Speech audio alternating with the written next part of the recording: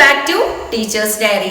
അപ്പോൾ നമ്മൾ നടത്തിയ കെമിസ്ട്രി ടെസ്റ്റ് പേപ്പറിന്റെ ആൻസേഴ്സ് ആണ് നമ്മൾ പറയാൻ പോകുന്നത്. അപ്പോൾ എല്ലാവരും ടെസ്റ്റ് പേപ്പർ ഒക്കെ കംപ്ലീറ്റ് ചെയ്തു എന്ന് വിചാരിക്കുന്നു. അപ്പോൾ നമുക്കിനി ആൻസേഴ്സ് നോക്കാം. ക്വസ്റ്റ്യൻ ഞാൻ എഴുതുന്നില്ല, ക്വസ്റ്റ്യൻ ഓൾറെഡി നിങ്ങളുടെ കയ്യിൽ ഉണ്ടാവുമല്ലോ. അപ്പോൾ ഞാൻ ക്വസ്റ്റ്യൻ വായിക്കാം, എന്നിട്ട് ആൻസർ പറയാം. Then first question ഇങ്ങനെയായിരുന്നു, the subshell electronic configuration of two elements are given below. Which one has the highest ionization energy? അപ്പോൾ നമുക്ക് രണ്ട് എലമെന്റ്സിന്റെ ഇലക്ട്രോണിക് കോൺഫിഗറേഷൻ, ഇലക്ട്രോൺ വിന്യാസം തന്നിട്ടുണ്ട്. ഏതൊക്കെയാണ്? എ എന്ന് പറഞ്ഞിട്ട് 1s2 2s2 2p6 3s2 3p5. B എന്ന് പറഞ്ഞിട്ട് 1s2 2s2 2p6 3s2 3p6 4s1. ഇവിടെ എസ് അല്ല പി ആണെന്നുള്ളത് നിങ്ങൾക്ക് എന്തായാലും ക്വസ്റ്റ്യൻ വായിക്കുമ്പോൾ ക്ലിയർ ആയിട്ടുണ്ടാവും. അതുകൊണ്ടാണ് അത് പ്രത്യേകിച്ച് പറയാതിരുന്നത്. ഓക്കെ, അപ്പൊ ഇതിൽ ഏതിനാണ് അയനൈസേഷൻ എനർജി കൂടുതൽ ഉണ്ടാവുക? നമുക്കറിയാം സ്റ്റെബിലിറ്റി കൂടും തോറും അയനൈസേഷൻ എനർജിയും കൂടും അല്ലെ. അപ്പൊ ഏതിനാണ് അയനൈസേഷൻ എനർജി കൂടുതൽ ഉണ്ടാവാൻ നോക്കുമ്പോൾ നമ്മൾ എന്ത് ചെയ്യാം? ഔട്ടർ മോസ്റ്റ് ഷെല്ലിലെ ഇലക്ട്രോൺസിന്റെ എണ്ണം നോക്കണം. അപ്പൊ ആദ്യത്തെ കേസിൽ നമ്മൾ നോക്കുമ്പോൾ ഇവിടെ 3, തേർഡ് ഷെല്ലില് 7 ഇലക്ട്രോൺസ് ആണ് ഉള്ളത് അല്ലെ. അപ്പൊ 8 എണ്ണം ആയി കഴിഞ്ഞാൽ ഒക്ടറ്റ് കംപ്ലീറ്റ് ആയി, അത് സ്റ്റേബിൾ ആയി. അപ്പൊ ഇവിടെ ഒരെണ്ണം കൂടെ ഇതിന് കിട്ടിയാൽ മതി. അപ്പൊ ഔട്ടർ മോസ്റ്റ് ഷെല്ലിലെ ഇലക്ട്രോൺസിനെ ഇനി ഇത് വിട്ടുകൊടുക്കാൻ നോക്കുമോ? ഇല്ല, ഒരു ഇലക്ട്രോണിനെ സ്വീകരിക്കാനേ നോക്കുള്ളൂ. അപ്പൊ ഇതിൽ നിന്ന് ഇലക്ട്രോണിനെ വിടുവിക്കുക എന്ന് പറയുന്നത് എളുപ്പമുള്ള കാര്യമില്ല. ഇനി ഈ ഒരു കേസിലാണെങ്കിൽ, ബിയുടെ കേസിലാണെങ്കിൽ ഫോർത്ത് ഷെല്ലില് ഒരു ഇലക്ട്രോണേ ഉള്ളൂ. ഓക്കെ, അപ്പൊ ഉള്ളതിനെ നമ്മൾ എന്ത് ചെയ്യത്? വിട്ടുകൊടുക്കാനേ ശ്രമിക്കുള്ളൂ. 7 എണ്ണം റിസീവ് ചെയ്യുന്നതിനേക്കാൾ ഒരെണ്ണം വിട്ടുകൊടുക്കുന്നതല്ലേ എളുപ്പം. അപ്പൊ അതുകൊണ്ട് അയനൈസേഷൻ എനർജി ഈ കേസിൽ, ബിയുടെ കേസിൽ വളരെ കുറവായിരിക്കും. അപ്പൊ അയനൈസേഷൻ എനർജി കൂടുതൽ ആർക്കാണുള്ളത്? എക്കാണ്. അപ്പൊ എ എന്നാണ് നിങ്ങളുടെ ആൻസർ എന്നുണ്ടെങ്കിൽ നിങ്ങൾക്ക് ഇതിന് ഒരു mark. Question number 2. The outermost subshell electronic configuration of an element is 3p1. Write down the group and period of that element. 3p1 ആണ് ഔട്ടർ മോസ്റ്റ് ഇലക്ട്രോണിക് കോൺഫിഗറേഷൻ വരുന്നത്, സബ്ഷെൽ കോൺഫിഗറേഷൻ വരുന്നത്. അപ്പൊ ഇത് 3p1 ആണെങ്കിൽ ഇതിന്റെ കംപ്ലീറ്റ് ഇലക്ട്രോണിക് കോൺഫിഗറേഷൻ നമ്മൾ എഴുതി നോക്കി കഴിഞ്ഞാൽ 1s2 2s2 2p6 3s2 3p1. Okay, അപ്പൊ ഇതിൽ നമുക്ക് അവസാനത്തെ ഇലക്ട്രോൺ നിറയുന്നത് എവിടെയാണ്? ഈ 3pയിലാണ്. അപ്പൊ നമുക്ക് പീരിയഡ് നമ്പർ എത്രയാണെന്ന് എഴുതാം? 3 ആണ് പീരിയഡ് നമ്പർ. ഇനി ഗ്രൂപ്പ് നമ്പർ എങ്ങനെ കണ്ടുപിടിക്കും? ഇത് ഒരു പി ബ്ലോക്ക് എലമെന്റ് ആണ്, പി ബ്ലോക്കിലെ മൂലകമാണ്. അതുകൊണ്ട് തന്നെ നമ്മൾ എന്താ ചെയ്യാം? ഒന്നുകിൽ നമുക്ക് ഈ 2 + 1 3 ഇതിന്റെ കൂടെ 10 ആഡ് ചെയ്യാം, അല്ലെങ്കിൽ ഈ പി സബ്ഷെല്ലിൽ ഇലക്ട്രോണിന്റെ കൂടെ 12 ആഡ് ചെയ്യണം. എങ്ങനെ ചെയ്താലും നമുക്ക് എത്ര കിട്ടും? 13. അപ്പൊ ഗ്രൂപ്പ് നമ്പർ എത്രയാണ്? 13. അപ്പൊ ഇത് രണ്ടും ശരിയാക്കിയിട്ടുണ്ടെങ്കിൽ ഒരു മാർക്ക്, ഏതെങ്കിലും ഒരെണ്ണം ശരിയായിട്ടുണ്ടെങ്കിൽ half mark. Question number 3. Find out the wrong subshell electronic configuration from those given below and correct them. So first A എന്നുള്ളത് നമുക്ക് എന്താണ് തന്നിരിക്കുന്നത്? 1s2 2s1 2p3. അത് കാണുമ്പോൾ തന്നെ നമുക്കറിയാം അത് തെറ്റാണ്, റോങ് ആണ്. അതിനെ കറക്റ്റ് ചെയ്ത് എഴുതുമ്പോൾ നമുക്ക് എന്ത് കിട്ടും? 1s2 2s2 2p2. കാരണം എന്താണ്? നമ്മളിവിടെ എസ് സബ്ഷെല്ലിൽ 2 ഇലക്ട്രോൺസിനെ ഫില്ല് ചെയ്യാൻ പറ്റും. അപ്പൊ ആ 2 എണ്ണം അതിൽ ഫില്ല് ചെയ്തതിന് ശേഷം മാത്രമേ അടുത്ത സബ്ഷെല്ലിലേക്ക് പോകുള്ളൂ. അപ്പോൾ ഇതാണ് കറക്റ്റ് ആൻസർ. Then ബിയിൽ തന്നിരിക്കുന്നത് 1s2 2s2 2p6 3d1 എന്നുള്ളതാണ്. അപ്പൊ അതിൽ എന്താ തെറ്റ് വരുന്നത്? ഇതില് 2p കഴിഞ്ഞാൽ പിന്നെ നമുക്ക് വരുന്നത് എന്താണ്? 3d അല്ല, പകരം 3s ആണ്. അപ്പൊ ഇവിടെ വന്നിരിക്കുന്ന ഈ ഇലക്ട്രോൺ എവിടേക്കാണ് ഫില്ല് ആവേണ്ടത്? 3sലേക്കാണ് ഫില്ല് ആവേണ്ടത്. അപ്പൊ ഈ തന്നിരിക്കുന്നത് റോങ് ആണ്. ഇതിന് കറക്റ്റ് വരുന്നത് എന്താണ്? 1s2 2s2 2p6 3s1 എന്നുള്ളതാണ്. ഇനി തേർഡ് നമുക്ക് തന്നിരിക്കുന്നത് കറക്റ്റ് ആയിട്ടുള്ള ഇലക്ട്രോണിക് കോൺഫിഗറേഷൻ തന്നെയാണ്. ദെൻ ലാസ്റ്റ് ഫോർത്ത് വൺ നമുക്ക് തന്നിരിക്കുന്നത് 1s2 2s2 2p7 എന്നുള്ളതാണ്. അത് തെറ്റാണെന്ന് നമുക്കറിയാം. എന്താ കാരണം? പിയില് ആകെ എത്ര ഇലക്ട്രോൺസേ നമുക്ക് ഫില്ല് ചെയ്യാൻ പറ്റുള്ളൂ? ആകെ 6 എണ്ണമേ സാധിക്കുള്ളൂ. അപ്പൊ നമുക്ക് 1s2 2s2 2pയിൽ 6 ഇലക്ട്രോൺ കൊടുത്തിട്ട് ബാക്കിയുള്ള ഇലക്ട്രോൺ എങ്ങോട്ടാ പോകുന്നത്? 3s1ലേക്കാണ് പോകുന്നത്. അപ്പൊ ഈ 4 എണ്ണവും ശരിയാക്കിയിട്ടുണ്ടെങ്കിൽ 2 മാർക്ക്, ഓരോന്നിനും ഹാഫ് മാർക്ക് വീതമാണ് നമുക്ക് വരുന്നത്. ഒരെണ്ണം തെറ്റിയിട്ടുണ്ടെങ്കിൽ 1.5 മാർക്കായിരിക്കും നിങ്ങൾക്ക് കിട്ടുന്നത്. അപ്പൊ അതനുസരിച്ച് മാർക്ക് ഇടാം. Question number 4. The subshell electronic configuration of two elements are given below. നമുക്ക് CR-ന്റെയും CU-ന്റെയും കോപ്പറിന്റെയും ഇലക്ട്രോണിക് കോൺഫിഗറേഷൻ തന്നിട്ടുണ്ട്. അതിൽ first question, why do these elements exhibit such an electronic configuration? B question, write the complete subshell electronic configuration of Cu2+ ions. അപ്പോൾ എന്താണ് ഇവിടെ question തന്നിരിക്കുന്നത്? നമുക്ക് തന്നിരിക്കുന്നത് CRഉം CUമാണ്. Okay, അപ്പൊ CRന്റെ ഇലക്ട്രോണിക് കോൺഫിഗറേഷൻ നമുക്ക് ഇവിടെ തന്നിട്ടുണ്ട്, അതുപോലെ CUവിന്റെയും കോപ്പറിന്റെയും തന്നിട്ടുണ്ട്. ഇനി എന്തുകൊണ്ടാണ് ഇങ്ങനെ ഒരു ഇലക്ട്രോണിക് കോൺഫിഗറേഷൻ ഇവ കാണിക്കുന്നത് എന്നുള്ളതാണ് ചോദിച്ചിരിക്കുന്നത്. അപ്പൊ ഇതിന് എന്താ പ്രത്യേകത? നമുക്കറിയാം, ഈ 4sൽ ഇലക്ട്രോൺസ് ഫില്ല് ചെയ്തതിന് ശേഷം ആണ് എങ്ങോട്ട് പോകുന്നത്? ഇവിടെ നമുക്ക് 3Dയിലേക്ക് പോകുന്നത്. ഇവിടെ അതിന് പകരം എന്താ ഇവിടെ ഒരു ഇലക്ട്രോൺ മാത്രമാണ് ഫില്ല് ചെയ്തിട്ടുള്ളത്, ബാക്കി ഒരെണ്ണം ഇങ്ങോട്ടാണ് പോയത്. ഓക്കെ, ശരിക്കും വരേണ്ടിയിരുന്നത് 3D4 4s2 എന്നാണ്. അതിന് പകരം 3D5 4s1 ആയത് എന്തുകൊണ്ടാണെന്നുള്ളതാണ് ചോദിച്ചിരിക്കുന്നത്. അതുപോലെ ഇവിടെയും ക്രോമിയം കോപ്പർ ആണെങ്കിലും ഇങ്ങനെ തന്നെയാണ്. 3D9 4s2 ആണ് നമ്മൾ സാധാരണ പഠിച്ച ഓർഡർ പ്രകാരം വരേണ്ടത്. പക്ഷെ എന്തുകൊണ്ടാണ് 3D10 4s1 കാണിക്കുന്നത് എന്നുള്ളതാണ് നമ്മൾ ചോദിച്ചിരിക്കുന്നത്. അപ്പൊ അതിന്റെ കാരണം എന്താണ്? അതിന്റെ കാരണം എന്താണ് നമ്മൾ ഓൾറെഡി പഠിച്ചു കഴിഞ്ഞാൽ നമുക്കറിയാം. Elements with half filled and fully filled d subshells are more stables. അതായത് ഹാഫ് ഫിൽഡ് ആയിട്ടിരിക്കുന്ന അവസ്ഥയോ അല്ലെങ്കിൽ ഫുള്ളി ഫിൽഡ് ആയിട്ടിരിക്കുന്ന അവസ്ഥയോ ആണ് d subshellന്റെ കേസിൽ ഇത് കൂടുതൽ സ്റ്റേബിൾ ആവുന്നത്. അപ്പൊ ഇത് ഇവിടെ നമുക്ക് 3D4ഉം 4s2 ആയിരുന്നെങ്കിൽ നമുക്ക് ഈ D എന്ന് പറയുന്നത് ഹാഫ് ഫിൽഡ് ആവില്ല അല്ലെ. അപ്പൊ ഈ ഹാഫ് ഫിൽഡ് ആക്കി കഴിഞ്ഞാൽ ഇത് കൂടുതൽ സ്റ്റേബിൾ ആവും. അപ്പൊ ഇവിടെ ആകെ നമുക്ക് 10 ഇലക്ട്രോൺസിനെ ഉൾക്കൊള്ളാൻ സാധിക്കും. അപ്പൊ ഇവിടെ 5 ആയാലാണ് ഹാഫ് ഫിൽഡ് ആവുള്ളൂ. അപ്പൊ ഇവിടെ ഈ ഒരു കേസിലും എന്താണ്? ഹാഫ് ഫിൽഡ് ആണ്.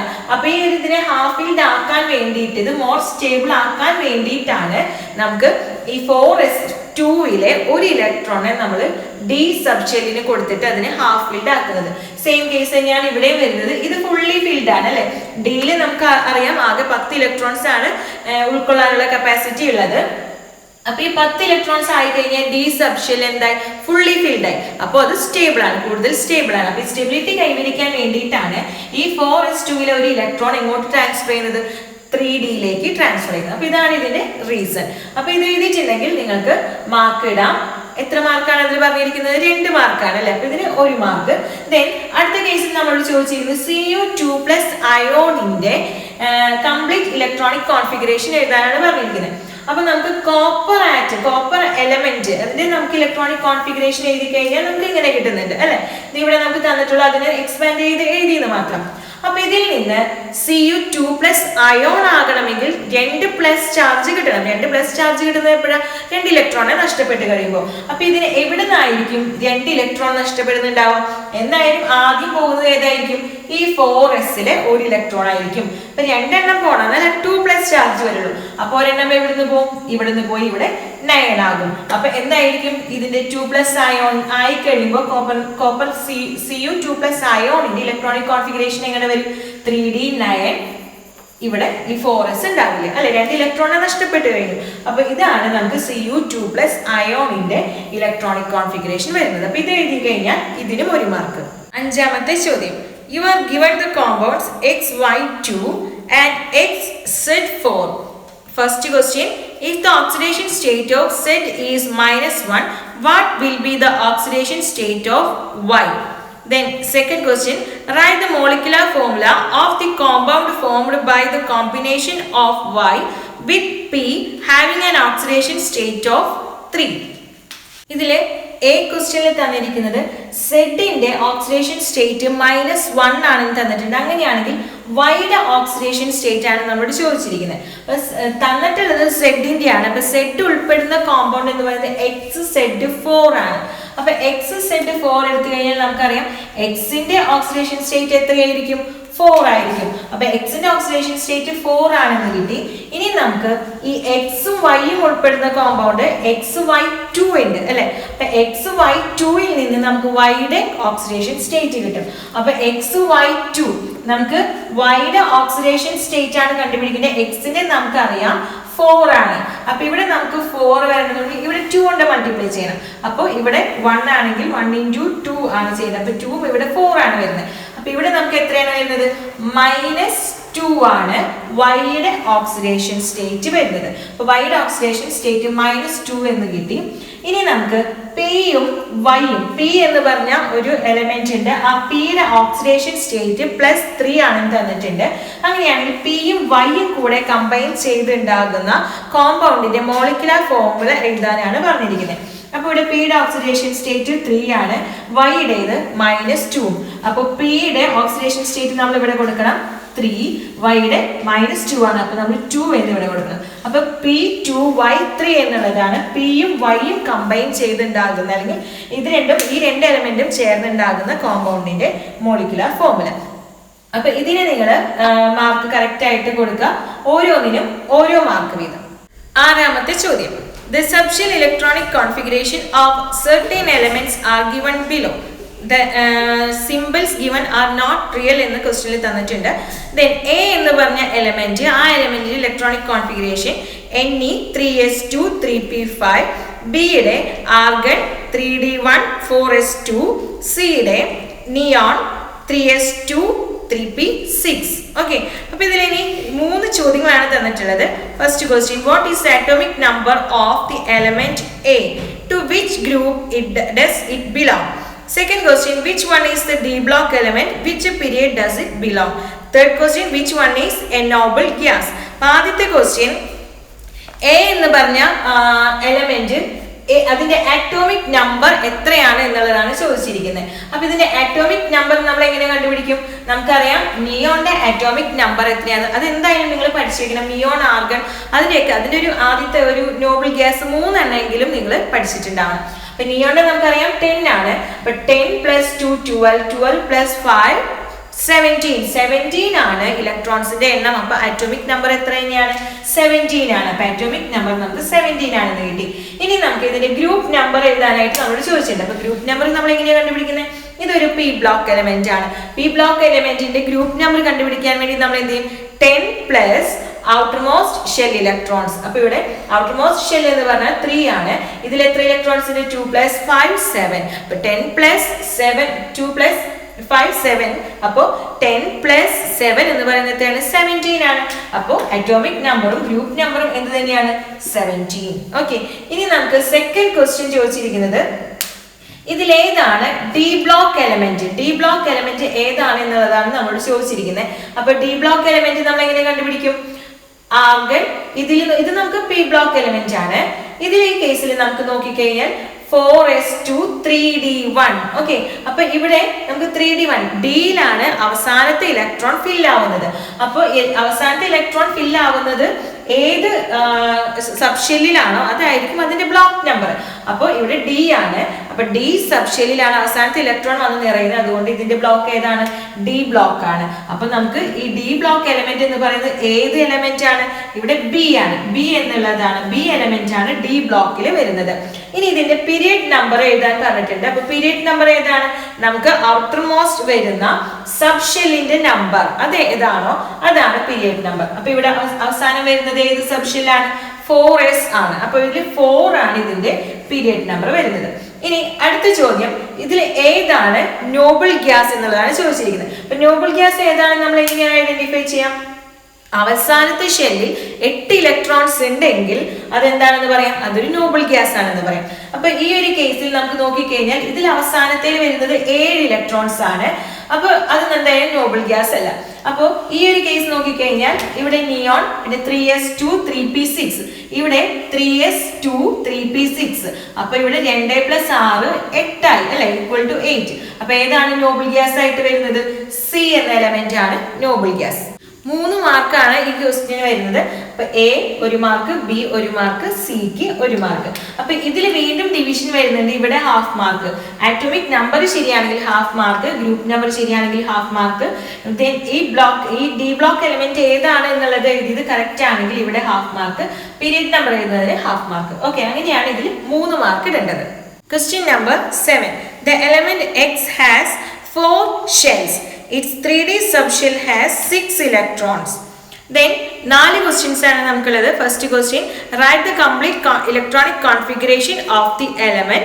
Second question, which is the group number of the element? Which block of the periodic table does the element belong? Then third question, write any 2 peculiarities of the element in the block in which X belongs. Then last question, the electrons of which subshell does the element X give away when it shows +2 oxidation state. അപ്പോൾ ഇവിടെ നമുക്ക് ഒരു element തന്നിട്ടുണ്ട്, X എന്ന് പറഞ്ഞൊരു element ആണെന്ന് വിചാരിക്കുക. അപ്പൊ അതിൽ 4 ഷെല്ലുകൾ ഉണ്ടെന്ന് പറഞ്ഞിട്ടുണ്ട്. അതിന്റെ ലാസ്റ്റ് ഇലക്ട്രോൺ വന്ന് നിറയുന്നത് 3d6 ആണ്. ഓക്കെ, അപ്പൊ ആദ്യത്തെ ചോദ്യം ഇങ്ങനെ 3d6 ആണ് ഇതിന്റെ electronic outer shell electronic configuration വരുന്നത്. അങ്ങനെയാണെങ്കിൽ ഇതിന്റെ കംപ്ലീറ്റ് ഇലക്ട്രോണിക് കോൺഫിഗറേഷൻ എഴുതാനാണ് ആദ്യത്തെ ക്വസ്റ്റ്യൻ. അപ്പൊ നമുക്ക് ഇത് കംപ്ലീറ്റ് ആക്കുമ്പോൾ എങ്ങനെ വരും? 1s2 2s2 2p6 3s2 3p6 3p കഴിഞ്ഞ എങ്ങോട്ട് പോവാ? 4s2 4s2 കഴിഞ്ഞിട്ട് ഫിൽ ചെയ്തതിന് ശേഷം ബാക്കിയുള്ളത് എങ്ങോട്ട് പോകും? 3dയിലേക്ക് പോകും. അപ്പൊ അങ്ങനെ ഇവിടെ 3d6 വന്നു. പക്ഷെ നമുക്കറിയാം ഷെല്ലുകളെല്ലാം ഷെൽ നമ്പേഴ്സ് ഒരുമിച്ച് തന്നെ എഴുതണം അല്ലെ. അപ്പൊ നമ്മൾ കറക്റ്റ് ചെയ്ത് എഴുതുമ്പോൾ 3p6 3d6 കഴിഞ്ഞിട്ട് വേണം 4s2 എഴുതാനായിട്ട്. അപ്പൊ നിങ്ങൾ ഇത് മാത്രമേ എഴുതിയിട്ടുള്ളൂ എന്നുണ്ടെങ്കിലും ശരി തന്നെയാണ്, പക്ഷെ ഇങ്ങനെ കൂടെ എഴുതുന്നതാണ് നല്ലത്. ഓക്കെ, അപ്പോൾ ഇതാണ് ആദ്യത്തെ ക്വസ്റ്റ്യന്റെ ആൻസർ. ഇനി രണ്ടാമത്തെ ചോദിച്ചിരിക്കുന്നത് ഇത് ഏത് ഗ്രൂപ്പിലെ എലമെന്റ് ആണെന്ന്. അപ്പൊ ഗ്രൂപ്പ് നമ്പർ നമ്മൾ എങ്ങനെ കണ്ടുപിടിക്കും? ആദ്യം നമ്മൾ എന്ത് കണ്ടുപിടിക്കണം? അത് ഏത് ബ്ലോക്കിലാണെന്ന് കണ്ടുപിടിക്കണം. അപ്പൊ ഏത് ബ്ലോക്കിൽ അല്ലെങ്കിൽ ഏത് സബ്ഷെല്ലിലാണ് അവസാനത്തെ ഇലക്ട്രോൺ വന്ന് നിറയുന്നത്? ഡിയിലാണ്. അപ്പൊ അതിന്റെ ബ്ലോക്ക് ഏതാണ്? ഡി ബ്ലോക്ക് ആണ്. അപ്പൊ ബ്ലോക്ക് നമ്പർ ബ്ലോക്ക് ഡി ആണെന്ന് കിട്ടി. അപ്പൊ അങ്ങനെയാണെങ്കിൽ ഡി ബ്ലോക്ക് എലമെന്റ്സിന്റെ ഗ്രൂപ്പ് നമ്പർ കണ്ടുപിടിക്കാൻ വേണ്ടി നമ്മൾ എന്ത് ചെയ്യണം? ഇതിന്റെ കൂടെ അല്ലെങ്കിൽ നമുക്ക് ഒന്ന് ഇങ്ങനെ ആഡ് ചെയ്താൽ മതി. ആ എസ്സിലെ എത്ര ഇലക്ട്രോൺസ്? 2 ആണെന്ന് നമുക്കറിയാം. ഈ 2 + 6 എന്ന് പറയുന്നത് എത്രയാണ്? 8. അപ്പൊ ഗ്രൂപ്പ് നമ്പർ 8 ആണ്. ഇനി തേർഡ് ക്വസ്റ്റ്യൻ, ഈ എലമെന്റ് ഏത് ബ്ലോക്കിലാണോ ഉൾപ്പെടുന്നത് ആ ബ്ലോക്കിലെ എലമെന്റ്സിന്റെ 2 പ്രത്യേകതകളാണ് എഴുതാൻ പറഞ്ഞിട്ടുള്ളത്. അപ്പൊ ഡി ബ്ലോക്ക് എലമെന്റ്സിന്റെ പ്രത്യേകതകൾ എന്താണ്? ദേ പ്രൊഡ്യൂസ് കളേർഡ് കോമ്പൗണ്ട്സ്. അത് കളേർഡ് കോമ്പൗണ്ട്സ് പ്രൊഡ്യൂസ് ചെയ്യുന്നുണ്ട്. ദേഷ്യ വാരിയബിൾ ഓക്സിഡേഷൻ സ്റ്റേറ്റോ, അത് നിങ്ങൾക്ക് ഇഷ്ടമുള്ള നിങ്ങൾ പഠിച്ചിട്ടുള്ള പെക്യൂരിയാരിറ്റീസ് ഏത് വേണമെങ്കിലും രണ്ടെണ്ണം നിങ്ങൾക്ക് എഴുതാം. രണ്ടെണ്ണം ഞാൻ എക്സാമ്പിൾ ഇവിടെ തന്നു മാത്രം. ഓക്കെ, ഇനി ലാസ്റ്റ് ക്വസ്റ്റ്യൻ, ഡി ക്വസ്റ്റ്യൻ ചോദിച്ചിരിക്കുന്നത് ഇത് 2+ അയോൺ ഫോം ചെയ്യുന്ന സമയത്ത് ഏത് ഇലക്ട്രോൺസിനെ ആയിരിക്കും, ഏത് സബ്ഷെല്ലിലെ ഇലക്ട്രോൺസിനെ ആയിരിക്കും ഉപേക്ഷിക്കുക. അപ്പൊ നമുക്ക് 2+ അയോൺ ഫോം ചെയ്യണമെങ്കിൽ 2 ഇലക്ട്രോണിനെ വിട്ടുകൊടുക്കണം. ആ 2 ഇലക്ട്രോൺ എവിടെ നിന്നായിരിക്കും പോവുക? ഔട്ടർ മോസ്റ്റ് സബ്ഷെല്ലിൽ നിന്നായിരിക്കും പോവുക. അപ്പൊ ഏത് ഇലക്ട്രോൺ ആയിരിക്കും നഷ്ടപ്പെടുക? ഈ 4s2, അതായത് ഈ 2 ഇലക്ട്രോൺ ആയിരിക്കും നഷ്ടപ്പെടുക. അപ്പൊ എസ് സബ്ഷെല്ലിൽ നിന്നായിരിക്കും ഈ 2 ഇലക്ട്രോൺ നഷ്ടപ്പെടുന്നത്.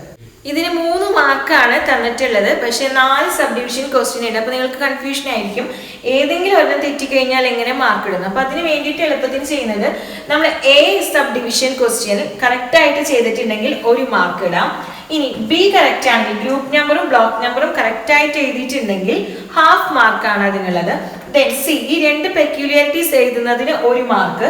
ദെൻ ലാസ്റ്റ് ഡിക്ക് എസ് സബ്ഷെൽ എന്ന് എഴുതിയിട്ടുണ്ടെങ്കിൽ ഹാഫ് മാർക്ക്. അപ്പൊ ബിക്കും ഡിക്കും ഹാഫ് മാർക്ക് വീതം, ബാക്കി സിക്കും എക്കും ഓരോ മാർക്ക് വീതം. ഇങ്ങനെയാണ് നമ്മൾ 3 മാർക്ക് ഇടേണ്ടത്. 8ാമത്തെ ചോദ്യം, the electronic configuration of an element X is 1s2 2s2 2p4 and Y is 1s2 2s2 2p6 3s2 3p6 4s1.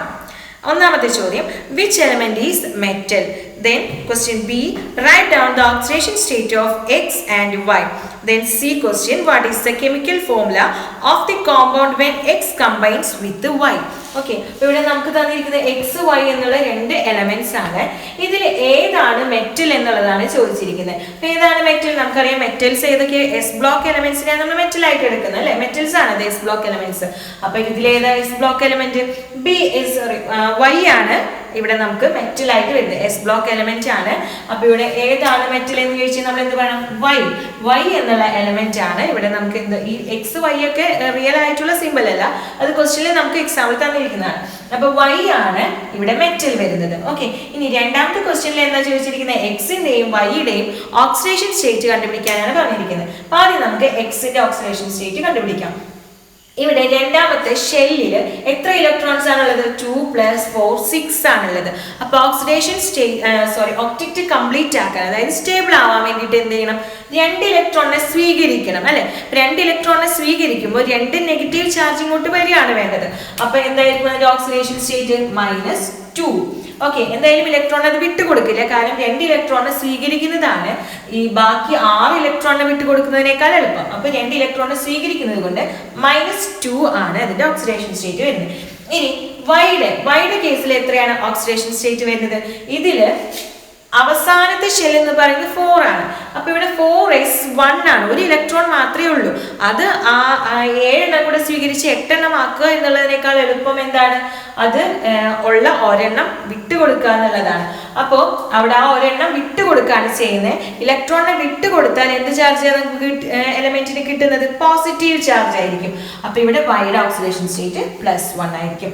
ഇനി എക്സും വൈയും കമ്പൈൻ ചെയ്തുണ്ടാകുന്ന കോമ്പൗണ്ടിന്റെ മോളിക്കുലാർ ഫോർമുല എന്താണെന്നാണ് ചോദിച്ചിരിക്കുന്നത്. അപ്പൊ എക്സും വൈയും കമ്പൈൻ ചെയ്യുന്നു.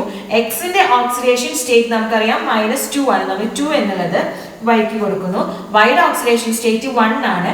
1 എന്ന് നമ്മൾ സാധാരണ ഇടാറില്ല. അപ്പൊ നമുക്ക് എന്ന് പറയാം XY2 എന്നുള്ളതാണ് ഈ കോമ്പൗണ്ടിന്റെ മോളിക്കുലർ ഫോർമുല. അപ്പൊ ഇതിൽ 3 മാർക്കാണ് വരുന്നത്. ഓരോ സബ് ഡിവിഷനും ഓരോ മാർക്ക് വീതം. 9ാമത്തെ ചോദ്യം. The subshell electronic configuration of a few elements are given. First one neon 3s2 3p5, second one argon 4s1, third one argon 3d5 4s2, fourth one argon 3d10 4s2 4p5. അതിൽ ആദ്യത്തെ ചോദ്യം ഇങ്ങനെയാണ്, which are the elements in the same group? ഒരേ ഗ്രൂപ്പിലുള്ള elements ഏതൊക്കെയാണെന്നാണ് ചോദിച്ചിരിക്കുന്നത്. Then B question, which element has the lowest ionization energy? ഏറ്റവും കുറഞ്ഞ അയണൈസേഷൻ എനർജി ഏത് എലമെന്റിനാണ്? Then third question, which among them is transition element? ഏതാണ് transition element? Which shows only +1 oxidation state? Only ആകെ +1 ഓക്സിഡേഷൻ സ്റ്റേറ്റ് മാത്രം കാണിക്കുന്ന element ഏതാണെന്നുള്ളതും കൂടിയാണ് ചോദിച്ചിരിക്കുന്നത്. ഇനി നമുക്കിവിടെ തന്നിരിക്കുന്ന എലമെന്റ്സ് ആണ് നമ്മളിവിടെ ആദ്യം എഴുതിയിരിക്കുന്നത്. ഇതിൽ സെയിം ഗ്രൂപ്പിൽ വരുന്ന എലമെന്റ്സ് ഏതൊക്കെയാണെന്നുള്ളതാണ് നമ്മൾ ചോദിച്ചിരിക്കുന്നത്. അപ്പൊ ആദ്യത്തെ കേസിൽ നമുക്കിത് അറിയാം, പി ബ്ലോക്ക് എലമെന്റ് ആണ്. അപ്പൊ പി ബ്ലോക്ക് എലമെന്റിന്റെ ഗ്രൂപ്പ് നമ്പർ കണ്ടുപിടിക്കാൻ വേണ്ടി നമ്മൾ എന്ത് ചെയ്യണം? 10+ ആ ഷെല്ലിലുള്ള ആകെ ഇലക്ട്രോൺസ്. ഇവിടെ നമുക്ക് 7 ഇലക്ട്രോൺസ് ആണ് വരുന്നത്. 3s2 2ഉം 3p5 5ഉം, അപ്പൊ 7 ഉണ്ട്. ദെൻ 10 + 7 17 ആണ്. ഓക്കെ, അപ്പോൾ ഇവിടെ 17 വന്നു. ഇനി ഈ കേസിലാണെങ്കിൽ, ഈ കേസിൽ നമുക്കറിയാം ഇത് പി ബ്ലോക്കിൽ വരുന്ന ഒരു എലമെന്റ് അല്ല. ഇത് ഏത് ബ്ലോക്കിലാണ് വരുന്നത്? എസിലാണ് വരുന്നത്. അപ്പൊ ഇവിടെ 1ാമത്തെ ഗ്രൂപ്പിലാണ് വരുന്നത്. അപ്പൊ അതുകൊണ്ട് ഇതിൽ എന്തായാലും നമുക്ക് 17ലല്ല വരുന്നത്, ഇത് ഫസ്റ്റ് ഗ്രൂപ്പാണ്. അപ്പൊ ഈ തേർഡ് വൺ ആണെന്നുണ്ടെങ്കിൽ ഇതിൽ നമുക്ക് ഏതാണ് ഗ്രൂപ്പ് വരുന്നത്? ഈ ഗ്രൂപ്പ് വരുന്നത് ഏതാണെന്നുള്ളത് നമുക്ക് കണ്ടുപിടിക്കാൻ വേണ്ടി ഇത് ഡി ബ്ലോക്ക് എലമെന്റ് ആണ് അല്ലെ. അപ്പൊ ഡി ബ്ലോക്ക് എലമെന്റിന്റെ ഗ്രൂപ്പ് നമ്പർ കണ്ടുപിടിക്കാൻ വേണ്ടി നമ്മൾ എന്ത് ചെയ്യും? ഇത് നമുക്ക് ആഡ് ചെയ്താൽ മതി അല്ലെ. അപ്പൊ ഇത് നമുക്ക് എന്തായാലും 17 അല്ല 1 അല്ല. അപ്പോ ഇവിടെ നമ്മൾ ചെയ്യുന്നത് എന്താണ്? ഇവിടെ നമുക്ക് 7th ഗ്രൂപ്പാണ് ഇത് വരുന്നത്. അപ്പൊ തേർഡ് എലമെന്റ് വരുന്നത് 7th ഗ്രൂപ്പിലാണ്. അപ്പൊ ഇത് 17 വന്നു, ഇത് 1 ആയിരുന്നു, ഇത് 7 കിട്ടി. ഇനി നമുക്ക് എന്താ ഫോർത്ത് വൺ നോക്കാം. ഫോർത്ത് വൺ ഏത് ഗ്രൂപ്പാണ് അല്ലെങ്കിൽ ഏത് ബ്ലോക്കാണ് വരുന്നത്? ലാസ്റ്റ് ഇലക്ട്രോൺ പോകുന്നത് പിയിലേക്കാണ്. അപ്പോൾ പി ബ്ലോക്ക് എലമെന്റ് ആണ് അത്. അപ്പൊ പി ബ്ലോക്കിന്റെ കേസിൽ നമ്മൾ എങ്ങനെയാണ് ഗ്രൂപ്പ് നമ്പർ കണ്ടുപിടിക്കുന്നത്? 10+ ലാസ്റ്റ് ഷെല്ലിലെ ഇലക്ട്രോൺസിന്റെ എണ്ണം. ഇവിടെ 7 ആണ് വരുന്നത്. അപ്പൊ 10 + 7 17. അപ്പൊ ഇവിടെ ഫസ്റ്റ് എലമെന്റ് നമുക്ക് 17 ആണെന്ന് കിട്ടി. ഇവിടെ 4ാമത്തെ എലമെന്റും 17 ആണെന്ന് കിട്ടി. അപ്പൊ ഏത് രണ്ടാണ് ഒരേ ഗ്രൂപ്പിൽ വരുന്നത്? 1ഉം 4ഉം. ഓക്കെ, അപ്പൊ സെയിം ഗ്രൂപ്പ് എലമെന്റ് എന്ന് പറയുന്നത് 1 and 4. ഓക്കെ, ഇങ്ങനെ നിങ്ങൾക്ക് എഴുതാം. അതല്ല എന്നുണ്ടെങ്കിൽ ഇത് കംപ്ലീറ്റ് ആയിട്ടും എടുത്തെഴുതാം. ഓക്കെ, 2 എഴുതിയാലും ശരിയാണ്. ഇനി സെക്കൻഡ് ലോവസ്റ്റ് അയണൈസേഷൻ എനർജി ഏത് എലമെന്റിനാണ് എന്നുള്ളതാണ് ചോദിച്ചിരിക്കുന്നത്. അയണൈസേഷൻ എനർജി എന്ന് പറഞ്ഞാൽ എന്താണ്? ഒരു എലമെന്റിൽ നിന്ന് ഇലക്ട്രോണിനെ വിട്ട് കിട്ടാനുള്ള അല്ലെങ്കിൽ വിടിയിക്കാൻ വേണ്ടി എത്രത്തോളം എനർജി അപ്ലൈ ചെയ്യണോ ആ എനർജിനെയാണ് അയണൈസേഷൻ എനർജി എന്ന് പറയുന്നത്. അപ്പൊ ഏറ്റവും കുറവ് അയണൈസേഷൻ എനർജി കൊടുക്കാന്ന് പറഞ്ഞാൽ ഏറ്റവും ഈസി ആയിട്ട് ഇലക്ട്രോണിനെ വിട്ട് തരുന്ന ആൾ ആരാണെന്നാണ് ചോദിച്ചിരിക്കുന്നത്. അപ്പൊ ഇതിൽ ഏറ്റവും ഈസി ആയിട്ട് ഇലക്ട്രോണിനെ വിട്ടു തരാൻ സാധ്യതയുള്ളത് ആരാണ്? ഇവിടെ നമുക്ക് ഈ സെക്കൻഡ് എലമെന്റ് ആണ്. കാരണം ഈ 4s1 ആ ഒരു ഇലക്ട്രോൺ വിട്ട് കൊടുത്തു കഴിഞ്ഞാൽ അതെന്തായി? അതൊരു കംപ്ലീറ്റ് സ്റ്റേബിൾ ആയിട്ട് മാറി, സ്റ്റേബിൾ എലമെന്റ് ആയിട്ട് അല്ല സ്റ്റേറ്റിലേക്ക് മാറും. അപ്പോൾ ഏറ്റവും അയണൈസേഷൻ എനർജി കുറവായിരിക്കാണ് ഈ 2ാമത്തെ എലമെന്റിനാണ്. അപ്പൊ നിങ്ങൾക്ക് ഈ 2 എന്ന് എഴുതാം, അല്ലെങ്കിൽ ഇങ്ങനെ ഇത് കംപ്ലീറ്റ് ആയിട്ട് എടുത്തിട്ട് 4s1 എന്ന് എഴുതാം. ഓക്കെ, ഇനി തേർഡ് ക്വസ്റ്റ്യൻ, ട്രാൻസിഷൻ എലമെന്റ്. ഇതിൽ ഏതാണ് ട്രാൻസിഷൻ എലമെന്റ് എന്നുള്ളതാണ് ചോദിച്ചിരിക്കുന്നത്. ട്രാൻസിഷൻ എലമെന്റ് എന്ന് പറഞ്ഞാൽ നമുക്കറിയാം ഡി ബ്ലോക്ക് എലമെന്റ് ആണ്. അപ്പൊ ഇതിൽ ഡി ബ്ലോക്ക് എലമെന്റ് ആരാണ്? തേർഡ് വൺ അല്ലെ, AR 3d5 4s2. ഓക്കെ, അപ്പൊ 4s2 ഫില്ല് ചെയ്തിട്ട് ബാക്കിയുള്ള ഇലക്ട്രോൺസ് എങ്ങോട്ടാണ് വരുന്നത്? 3Dയിലേക്കാണ് വരുന്നത്. അപ്പൊ ഡിയിലാണ് അവസാനത്തെ ഇലക്ട്രോൺ നിറയുന്നത്. അതുകൊണ്ട് ഡി ബ്ലോക്ക് എലമെന്റ് അല്ലെങ്കിൽ ട്രാൻസിഷൻ എലമെന്റിൽ വരുന്നത് ആരാണ്? ഈ തേർഡ് വൺ ആണ്. അപ്പൊ ഇത് നമുക്ക് ഇങ്ങനെ എടുത്തെഴുതാം, AR 3d5 4s2. ഓക്കെ, ഇനി ഓൺലി +1 ഓക്സിഡേഷൻ സ്റ്റേറ്റ് കാണിക്കുന്ന എലമെന്റ് ആരാണ്? +1 ഓക്സിഡേഷൻ സ്റ്റേറ്റ് എപ്പോഴാണ് കാണിക്കുന്നത്? ഒരു ഇലക്ട്രോണിനെ വിട്ടുകൊടുക്കുമ്പോൾ. ഇപ്പോൾ ഒരു ഇലക്ട്രോണിനെ വിട്ടുകൊടുക്കുന്നത് ആരാണെന്ന് നമ്മൾ നേരത്തെ പറഞ്ഞു, രണ്ടാമത്തെ എലമെന്റ് ആണ്, അതായത് Ar4s1 എന്നുള്ളതാണ്. അപ്പോൾ ഇതാണ് നമുക്ക് +1 ഓക്സിഡേഷൻ സ്റ്റേറ്റ്, എപ്പോഴും +1 ഓക്സിഡേഷൻ സ്റ്റേറ്റ് കാണിക്കുന്ന എലമെന്റ് Ar4s1 ആണ്. 9th ക്വസ്റ്റ്യന് 4 മാർക്കാണ് വരുന്നത്. അപ്പൊ 4 സബ് ഡിവിഷൻ ഉള്ളതുകൊണ്ട് ഓരോ സബ് ഡിവിഷനും ഓരോ മാർക്ക്.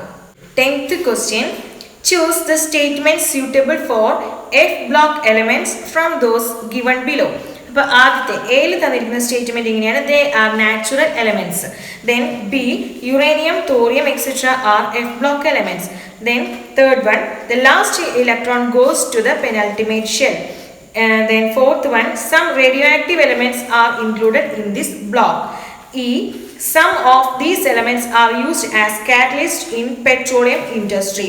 Then ഈ നമുക്ക് തന്നിരിക്കുന്നതിൽ F ബ്ലോക്ക് എലമെന്റ്സിനോട് റിലേറ്റഡ് ആയിട്ടുള്ള സ്റ്റേറ്റ്മെന്റ്സ് ഏതൊക്കെയാണെന്നുള്ളതാണ് ചോദിച്ചിരിക്കുന്നത്. അപ്പൊ ഏതൊക്കെയാണ്? ബി എന്ന് പറഞ്ഞു കഴിഞ്ഞാൽ uranium, thorium etcetera are F block elements നമുക്കറിയാം. ഇനി ഡിയിൽ വരുന്നതാണ്, some radioactive elements are included in this block. F ബ്ലോക്കിൽ റേഡിയോ ആക്റ്റീവ് ആയിട്ടുള്ള എലമെന്റ്സ് ഉൾപ്പെടുത്തിയിട്ടുണ്ട്. അപ്പോൾ ഡിയും ശരിയാണ്.